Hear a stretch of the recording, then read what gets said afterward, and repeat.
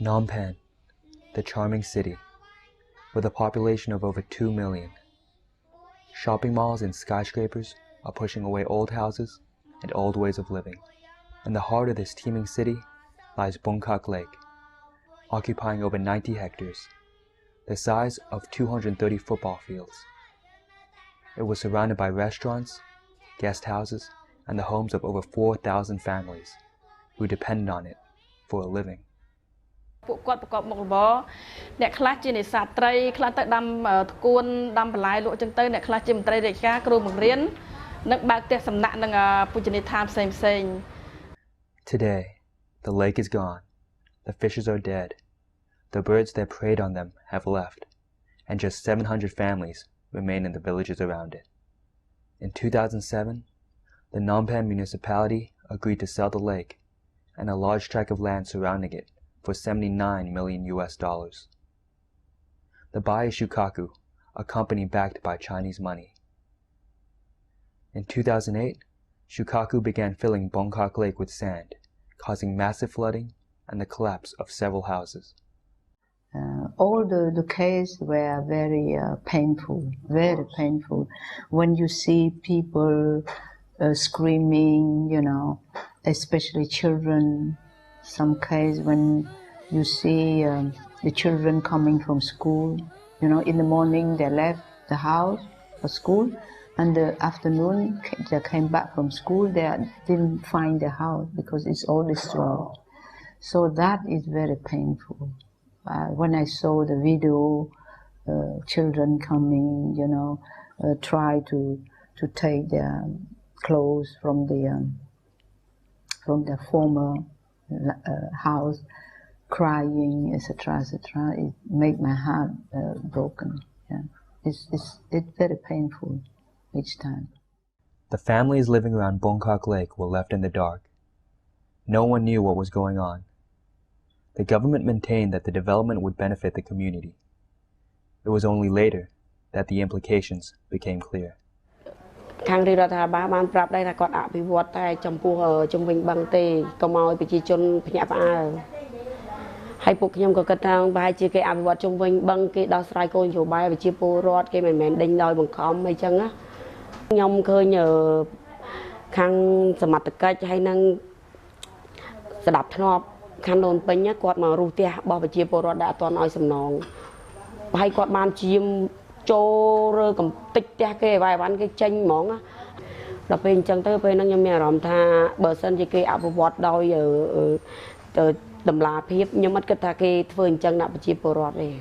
អញ្ចឹងខ្ញុំមានអារម្មណ៍មួយថាអូគេចាប់ដើមចង់ដេញយើងដោយបង្ខំដល់ពេល2007ហ្នឹងក៏គេថាពួកខ្ញុំក៏ត្រូវការបានលេងចែកនៅក្នុងអភិវឌ្ឍចាហើយដល់ពេលកាលឆ្នាំណាគាត់បោះឆ្នោតហ្នឹងគាត់ថាពួកខ្ញុំឲ្យបោះឆ្នោតឲ្យចាប់ពួកគាត់ទៅពួកគាត់នឹងក៏អត់មានការបណ្ដេញពួកខ្ញុំចាញ់វិញដែរគាត់ឲ្យខ្ញុំរស់នៅកន្លែងហ្នឹងដែរណាហើយនៅឆ្នាំ2008គេចាប់ដើមបងសាច់ចូលបឹងចា2008បងសាច់ចូលបឹងហើយធ្វើឲ្យដូចថាវាមានផលប៉ះពាល់ទៅដល់ប្រជាពលរដ្ឋខ្ញុំនៅជុំវិញតំបន់បឹងកក់ទាំងមូលដែលមានចំនួន4252គ្រួសារហ្នឹងដោយសារតែក្រុមហ៊ុននិងរដ្ឋាភិបាលគេមិនបានដូចថាធ្វើការសិក្សាឲ្យបានច្បាស់លាស់ពីផលប៉ះពាល់នៅពេលដែលគេចាប់ដើមបងសាច់ហ្នឹងឯងទឹកហ្នឹងវាលិចផ្ទះប្រជាពលរដ្ឋចាវាលិចធ្វើឲ្យខូចខាតទ្រព្យសម្បត្តិពលរដ្ឋ For giving up their home and land, the families were offered accommodations in a far-off relocation site. They were also promised compensation. ការពីនោះដូចគឺគេគ្រាន់តែប្រាប់ថាយើងចាក់ចាញ់រឿងសំណងក៏គេអត់ទាន់ប្រាប់សំណងជាលុយអីក៏គេអត់ទាន់ប្រាប់ឬគឺជាការដោះដូរផ្ទះក៏គេអត់ទាន់ប្រាប់ដែរគាត់គេថានឹងដេញពួកយើងជាប្រជាជននៅបង្កក់នឹងចាញ់អត់ឲ្យរស់នៅដីហ្នឹងណាគេអត់ទាន់ប្រាប់ថាមានសំណងជាលុយប្រមាណឬក៏ដោះដូរផ្ទះជាប្រមាណគឺអត់ទាន់មានទេរហូតដល់ពេលបានមករយៈដល់ឆ្នាំ2006-2007បានលឺដំណឹងថាគេនឹងដោះដូរផ្ទះឲ្យនៅឋានៈជាយើងចម្ងាយ25គីឡូម៉ែត្រពីភ្នំពេញទៅហើយនឹងដោះដូរជាលុយ8000និងលុយខ្មែរ2លាន the government should give a fair compensation to the people that are affected by this economic land concession. And it's not always the case. Yeah. Most of the time, people suffer. They have to go to another place called relocation site, where you cannot find nothing for them, no shelter for them, no electricity, no running water, no school for the children, no job, you see, no medical care, nothing, no hygiene, no toilet, nothing. ហើយទៅបានថាពិបាលនឹងគេថាគេឲ្យគោលការណ៍ 8,2 លាន បើសិនជាណាឯងមិនយកទេ 8,2 លាន ប្រយ័ត្នគេបូមសាច់ដូចនោះកន្លែងខាងភូមិមួយភូមិ20ម៉ានហ្នឹង20ម៉ានហ្នឹងហើយពួកខ្ញុំសុំចាពះអង្វរគេចឹងមានតាំងលោកមួយអង្គទៀតមកសុំចាពះថាគឺមិនបងប្អូនអើយក៏មកឈូសផ្ទះខ្ញុំទុកផ្ទះឲ្យខ្ញុំនៅផងឥឡូវបើសិនជាបងប្អូនចង់កំទេចផ្ទះខ្ញុំឲ្យសុំខ្ញុំជូនអីវ៉ាន់ចេញក៏គាត់អត់បានជូនអីវ៉ាន់ចេញដាក់មកប្រើតិចអស់តែអីវ៉ាន់ហើមកដល់ដាក់នៅមុខផ្ទះក៏យកអាត្រាក់ឈូសប្រកបក្នុងដីក្នុងធុកទាំងអស់ The community remained united. They rallied and fought for what they thought was their right. What happened next was far from what they expected. ពេលថ្ងៃហ្នឹងមិនដឹងយ៉ាងម៉េចដែលថ្ងៃគេចាប់ខ្លួននៅលើដីខ្សាច់ហ្នឹងថ្ងៃ22ខែ5 2012ហ្នឹងដោយខាងភូមិមួយ8-10គ្រួសារហ្នឹងគាត់ធ្វើសន្និសីទកសែតលើដីផ្ទះគាត់ហើយគាត់ហៅឲ្យប្រជាជនចូលរួមដូចខ្ញុំមិនអញ្ចឹងខ្ញុំទៅចូលរួមមួយគាត់ពេលទៅដល់នឹងធ្វើសន្និសីទកសែតវាអត់គិតថាគេនឹងក្រងចាប់ពួកខ្ញុំទេពួកខ្ញុំជាស្ត្រី50នាក់ហ្នឹងអត់ដល់តែកម្លាំងសមត្ថកិច្ចគាត់ហៅទាំងអស់9ខណ្ឌមានជាង1000នាក់ដែលចូលលើដីខ្សាច់ឃើញសិទ្ធិប៉ូលីសទាំងអស់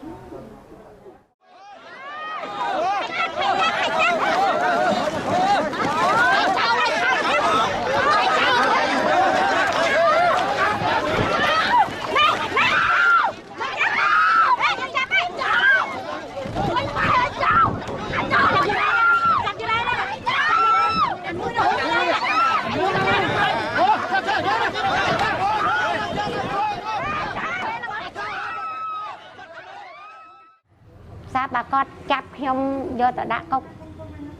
mà khai bay ngày hay cho đặc lệnh non ca phải lý nóng pi ngày pi dốc bay ngày. The world is watching. Mounting pressure from NGOs, foreign organizations, and United States Secretary of State Hillary Clinton prompted the Cambodian government to release the woman. នៅការដែលមានការដោះលែងពួកខ្ញុំទាំង13នាក់ហ្នឹងអ្វីដែលខ្ញុំយល់ហើយខ្ញុំដឹង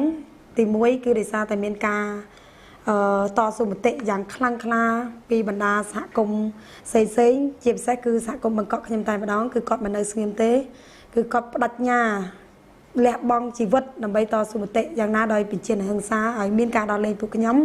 ហើយនៅពេលនោះដែរគឺមានខាងអង្គការ NGO ក្រៅរដ្ឋាភិបាលចូលរួមការគ្រប់គ្រងឲ្យមានផ្ដល់ភាពយុត្តិធម៌ដល់ពួកខ្ញុំហើយក៏ដូចជាអង្គការអន្តរជាតិហើយក៏ដូចជាតាមបណ្ដាស្ថានទូតនានានៅក្នុងប្រទេសកម្ពុជាហើយក៏ដូចជាបងប្អូនដែលខ្មែរនៅឯក្រៅប្រទេសក៏បានគ្រប់គ្រងតស៊ូមតិជួយដល់ពួកខ្ញុំហើយជាពិសេសក៏មានដូចជាអ្នកស្រី Henry លោកជំទាវ Henry Clinton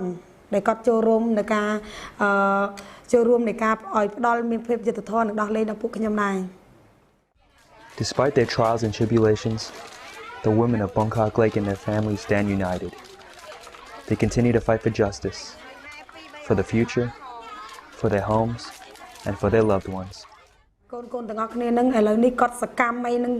គាត់វិថាមានឆន្ទៈមុខមុតមែនទែនក្នុងការចូលរួមជួយតវ៉ាជាមួយនឹងម្ដាយ